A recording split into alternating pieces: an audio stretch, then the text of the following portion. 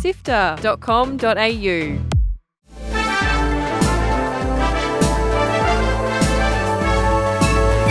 Hi, I'm Jahne. And I'm Fiona Bartholomaeus. Welcome to Walkthrough, SIFTER's weekly recap on the biggest news in video games. This week, Star Fox is back with a new remake for the Switch 2.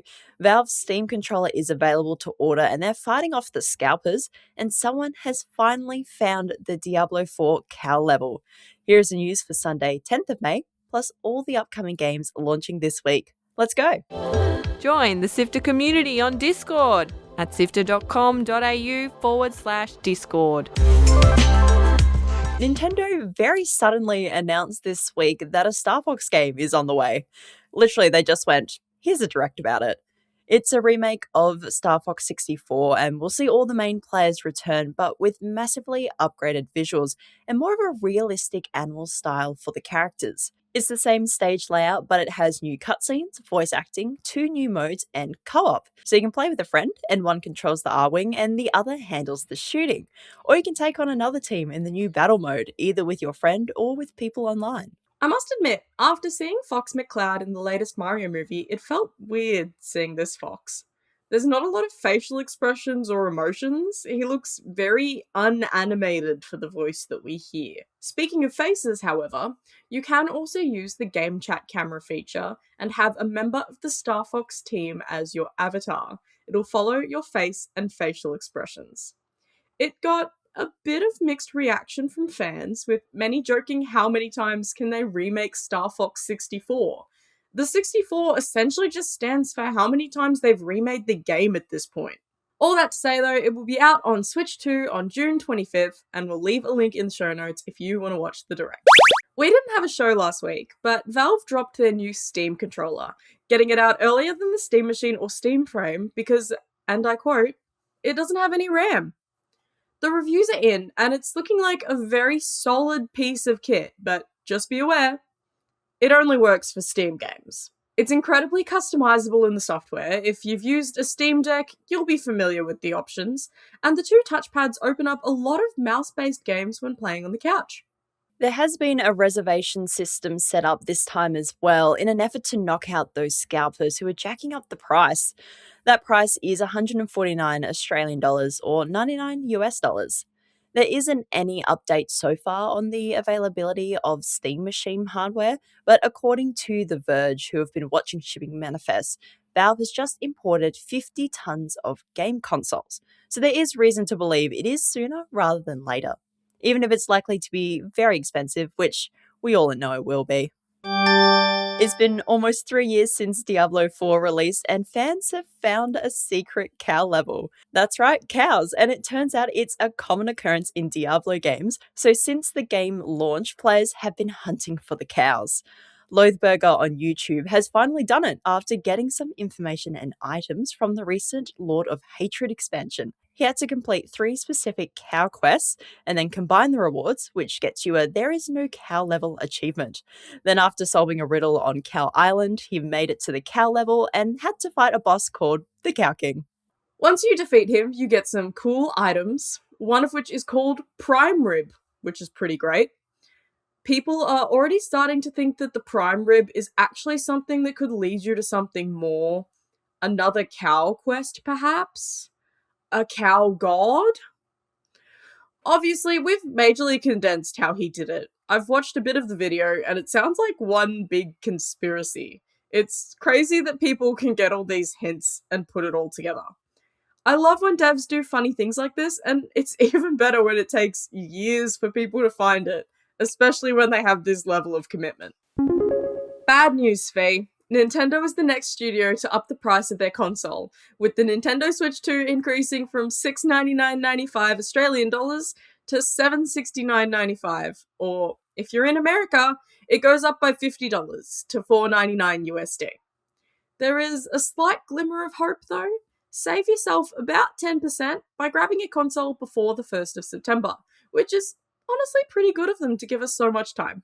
This seems to be inevitable now. Normally, we'd recommend holding off on consoles until some more games arrive on the system, but it's hard to give that advice anymore.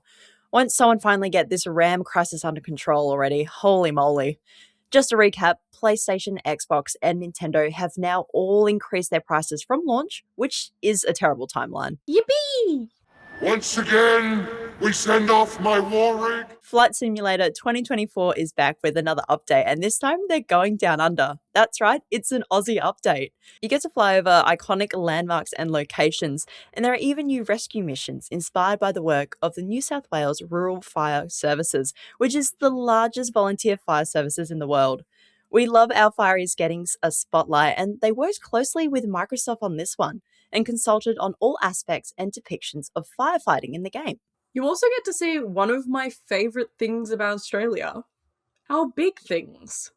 Apparently in the game you can fly over the big koala, the big mango, the big orange, and more. I've not even heard of 2 out of 3 of those big things. Yep, they're true. We have a big mango? Yeah, I'm pretty sure it got stolen once. How big is the mango if it can get stolen? It's in Queensland. I'm a classics girl. I like the big pineapple. I like the big prawn. Big banana. The big banana. It's classic. We've got the world's tallest bin in WA. It's just a cylinder. It's nothing special. Yeah. You know what? That's something. You can also see the CSIRO radio telescope and observatory in Parkes, which was featured in the movie The Dish. They put in a lot of Australian aviation history as well, including the CAC Boomerang, which is the only historic fighter aircraft designed and built entirely in Australia. It's always cool when Australia gets a lot of love in video games, and I'm hoping at some point they do an update to show the amazing work our Royal Flying Doctors Service does. They have 81 planes. They're amazing. I actually know that off the top of my head. That's it for the headlines. Here are the games coming out this week. Ever wish to live that van life in a utopian near future where everything runs on renewables? Nah, me neither. But if cozy open world vibes and electric combi vans are your thing, you might enjoy the chill and colourful Outbound when it arrives on the 11th of May on pretty much everything, PC and consoles. The team behind The Quarry and Until Dawn are back with Directive 8020, a sci-fi narrative adventure set 12 light years away from Earth. This spooky sci-fi game has choice-based narrative options with a mix of walking simulator and choose-your-own-adventure. Whatever it is, it'll be cinematic as heck. Get that one on Tuesday, the 12th of May on PC, Xbox, and PlayStation. Oh boy, Subnautica 2 is finally here. Dive beneath the waves and explore the depths in this follow-up to the survival crafting game. There's been a lot of drama surrounding this release. Just head back to the walkthrough archives. But if you've been excited to get chomped by sea monsters, you can finally pick it up on Thursday on PC and Xbox. Articles to read, Videos to watch. and podcasts to listen to. SIFTER.com.au. This has been Walkthrough by SIFTER. My name is Fiona Bartholomaeus. And I'm Kat Jahne. Thank you so much for listening. If you ever wanted to learn more about the real lives and absolutely genuine interactions of the SIFTER team, you can listen to the latest episode of Drop Rate, where Kat's adventures in Tomodachi life living the dream unfold in quite scary accuracy. Drop Rate is SIFTER's review podcast, and we dig into the games we've been reviewing, hosted by one, Pauletto. Search for SIFTER and Drop Rate on your favourite podcast player, or head to our website to see an episode attached to the reviews. You may or may not even hear about executive producer Gianni falling in love with Kyle himself. SIFTER is produced by Fiona Bartholomaeus, myself, Kyle Pauletto, Naomi Jackson, Chris Button, and Adam Christou.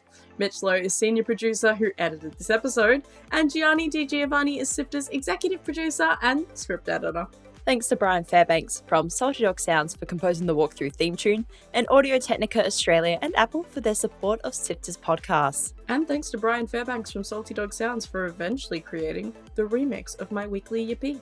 I'm so sorry, Mitch. I've made your job so hard this week. We'll be back with more news next Sunday. See you then.